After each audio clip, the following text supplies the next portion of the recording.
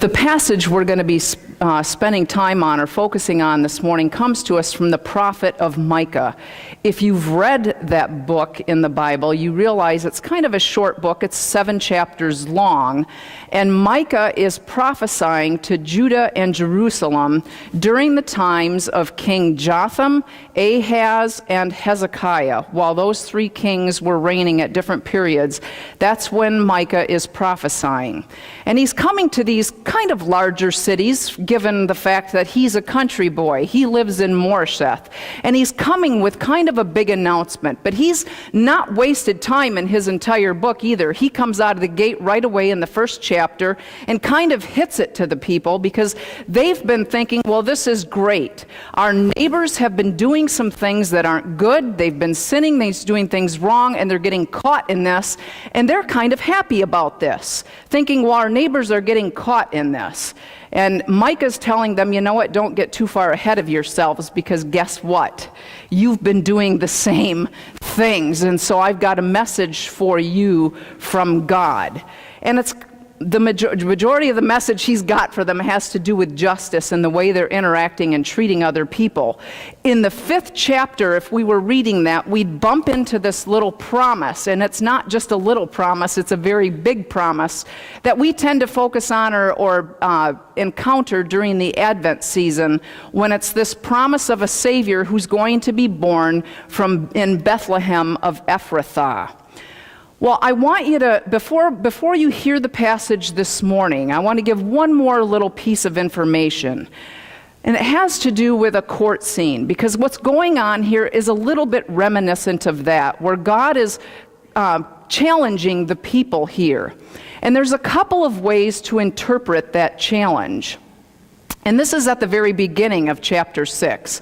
Some people will interpret God's demeanor as being angry or upset with the people, while others will interpret God's demeanor as being one of sadness or a great deal of pain. And I think it depends which way we interpret God's demeanor as to how we hear the words that you're going to hear in our passage this morning.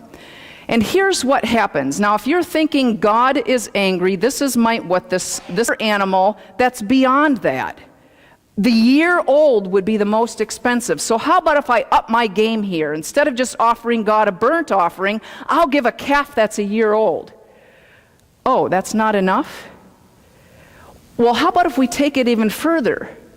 Will God be pleased with thousands of rams? With 10,000s of rivers of oil? Now this almost seems to be getting ridiculous, because who can afford that? There's only one person mentioned in Scripture that has ever offered thousands of rams. Do you know who it is? Solomon. In 1 Kings, he's mentioned as offering thousands of rams. So this gets a bit ridiculous, because who then besides Solomon has the ability or the capability of offering that kind of offering? And 10,000 of rivers of oil? What? Oh, wait a minute, but that's not good enough? Shall I come before God with my firstborn for my transgression, the fruit of my body for the sin of my soul? Sorry, Jen, is that okay with you, Jen? If I offer the firstborn, and this is what people were getting caught into, and Micah did address this because there were kings in his day that were offering their firstborn thinking God will be pleased with that because other neighbors are doing this sort of thing, you know. We find it in 2 Kings 5:21. King Manasseh, he's described as not so good of a king. He did a lot of things that were contrary to God's will. One of them being having his son walk through fire, offering him as a sacrifice. See, Israel's neighbors were doing this sort of thing to appease the gods or to get the gods off their back, but God is saying, I'm not like those other gods. That's not what I want. That's not what I desire. Have you ever had it where you've had somebody that you've made angry, or perhaps maybe you've hurt their feelings, and you're wondering what can I do to make this right? What can I do to make this right with this person? And that's to some degree where these people are standing here. And it depends on the demeanor in which you think God is expressing God's self in this passage. If either God is angry or God is hurt. What do we do then to make things right between ourselves and God? And the prophet comes to them with an answer. I love it when we get clear answers like that in the Bible, don't you? And he says, God's told you what is right, mortal. God requires that you do justice, that you love kindness, and you walk humbly with God. That sounds pretty easy, doesn't it? Doesn't it? Only it's not. This whole thing with doing justice has been a constant theme throughout the prophets, and especially here in Micah because there was such a lack of it. People weren't treating one another justly. And if you're looking for this idea of treating justly is that we treat people with integrity, with honesty, and in fairness. And that wasn't happening. Micah talks about the scales being tipped and how often that would happen, especially when it came to people in society that other people just wanted to sweep over or look past. Widows, orphans. We talked last week about leprosy and how those people were pushed and shunned out. And to do justice means that we tip those scales back and try to have them be balanced. Now, I asked this morning William, and I'm asking Josiah if you'll come up, and then I know Michaela and Abby are sick, and some of the other kids are as well, but is there somebody who would come up and a girl, I need a woman, would come up and do this with me? Josiah, you want to come up too? Linda will be the girl. And I wonder sometimes if this is a little bit what justice could look like.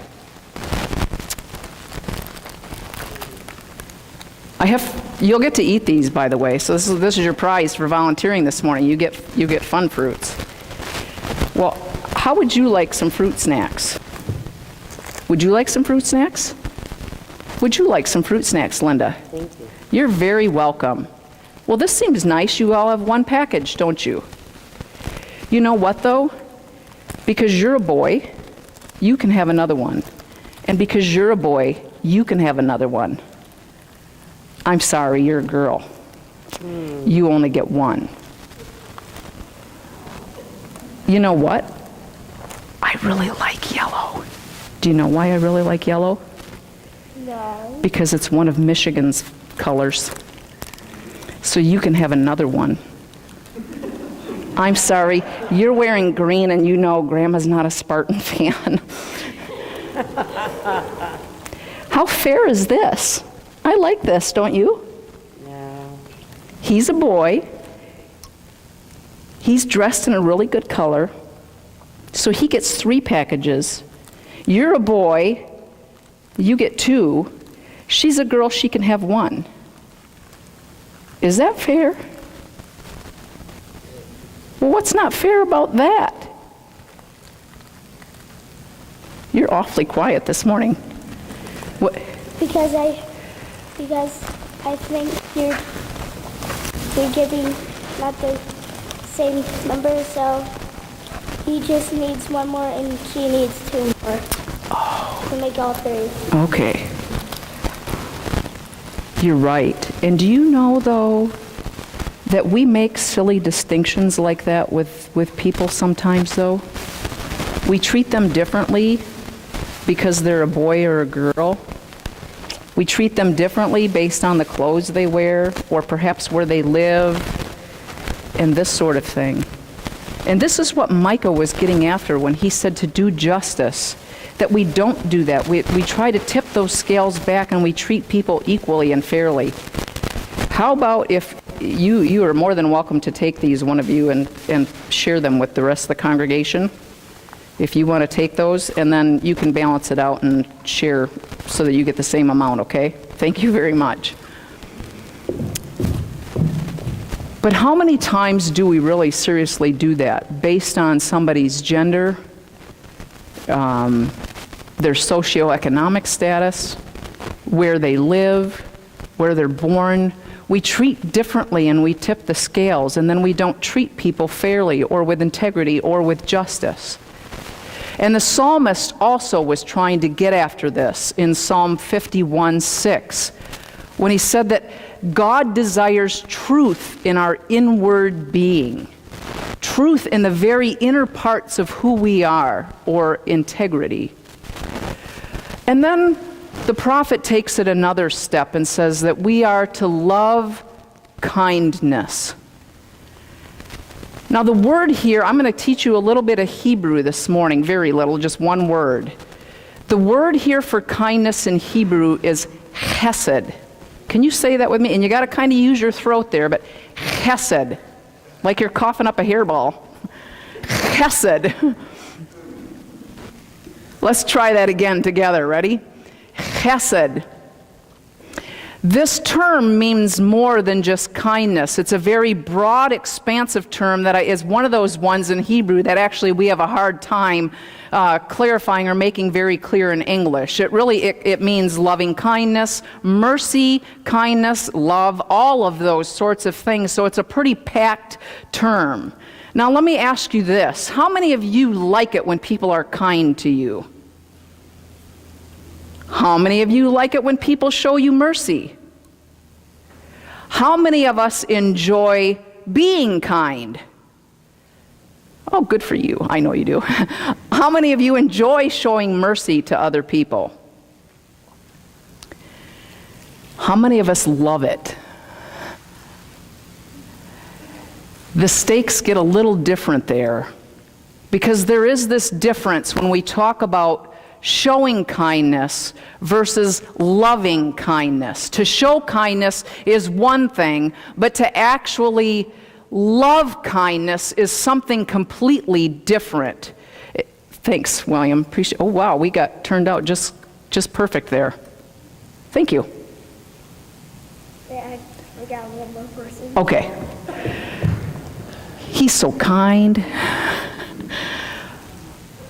But there's more of a choice involved there than when we're talking about or thinking about loving kindness versus simply showing kindness to somebody. And we hear all these things, where people demonstrate or show random acts of kindness, or let's pay it forward. So, and maybe you've experienced this, where you're going through either Big B or Starbucks, and you get up to the window to pay, and lo and behold, you realize the person in front of you has already paid your bill for you. Maybe you've not experienced that, but that's kind of a common thing that's been occurring, and showing random acts of kindness in churches has been another big movement in the last 10 years or so as a way for people in the community to know and experience God's love in an unexpected way, in something totally out of the ordinary. And so what we're seeing a lot of churches do too is even offering free car washes. So if you come, a lot of times they're done as fundraisers, and people come to these expecting they've got to give a donation or pay some sort of fee, and then lo and behold, they're told, no, there's no charge, this is free. And it's something completely unexpected. And how we see God do this over and over and over in the Bible. Are you familiar, or you remember the story of the Good Samaritan? What unexpected kindness there from the person we least expect in the story. And here's this amazing example of somebody who shows chesed to somebody who's really kind of considered the enemy. And then we see it again when Jesus tells the story of the prodigal son. And really, I believe it's two prodigals. I believe both of those sons kind of lost their way. And yet the father shows unexpected love, kindness, mercy, chesed to both of them. And then there's the woman who's caught in adultery. The same thing. And another one that's really, really unexpected is when Jesus is hanging on the cross, there's the thief next to him, and what does Jesus tell this man? Today you will be with me in paradise. But it's this choice that's involved, not simply showing kindness, but to actually love it. That is a little bit harder And then Micah takes a funny little shift here, and I don't know if you picked up on this, but he says, or what's required is that we walk humbly with our God. And I say a little bit of a shift or an unexpected turn here because I want to ask you this. The first two that we just spent some time talking about, the doing justice and the loving kindness, if we practice those things, who is really the beneficiary of them? What? We are, other people, right? And if we walk humbly with our God, where's the attention directed? To God. And so he takes this shift of, these first two are focused on other people and they're important, but this next one isn't quite so much as having to do with other people, but with God. And what this prophet does, and I think sometimes we miss this, is really he's summarizing the law here, just like Jesus did. Love the Lord your God with all your heart, soul, mind, and strength, and love your neighbor as yourselves. He takes this shift here and says, you remember this. You've heard these things all throughout the history, your history, because you are God's people. And we walk humbly with God because God is a humble God. God's grace came at a very costly price, but not to us. And the Apostle Paul gets after this in the book of Ephesians. In the 2nd chapter, verses 8 through 9, when he says, for it is by grace you've been saved through faith, and this not of yourselves. It's a gift. And it's a gift so that none of us can boast. We can't boast in it. Get it? Walk humbly with God. We don't boast in something we can't earn, we can't work for, we can't. It's free. And yet so many times we want to try to do things our own way, in our own timing, in order to please and make ourselves happy, and not God. Every once in a while, I have somebody say to me that God is my co-pilot. And to some degree, I kind of get what they're talking about, like God desires to work with us and partner with us. But then the other side of me wants to push back and say, really? Isn't God your pilot? Isn't he the one who's flying the plane? That God's the one in control? You're demoting God to co-pilot? And it makes for interesting conversation. It really can. But who's in the driver's seat? Because if God's not the one in the driver's seat, or the one on the throne, or the one in the pilot seat, or whatever seat you want to put God in, if God's not the one who's there, then guess who is? We are. Yes, Jim, us. And so, what's required of us? To do justice, to love kindness, and to walk humbly with our God. And I'm not here to stand before you to say doing justice and loving kindness is easy, because it's not. They're not always easy things to do. But I think one thing that really can help us in practicing those things better is that third one. If we really humble ourselves before the Lord is the one who will give us the strength and help us to get better at practicing, at doing justice, and at loving kindness. Would you pray with me, please?